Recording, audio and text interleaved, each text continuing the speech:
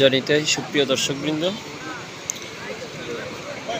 সমুদ্র অনেকটা ভাটার দিকে। আপনারা দেখতে পাচ্ছেন এই যে সমুদ্র তাহার কিনার থেকে অনেকটা জল নিচে নেমে গেছে।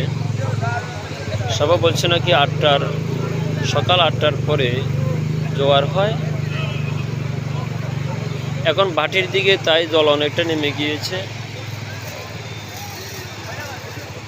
আমরা আজকে সমুদ্রে স্নান করব, সকল পাপ তাপ দূরীভূত করে,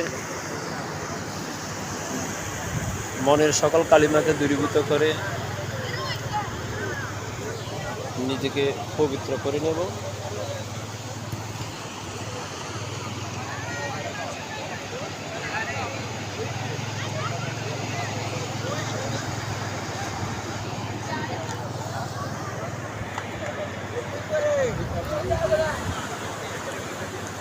চারিদিক খুবই সুন্দর, অপ্রাকৃত মনে হয়।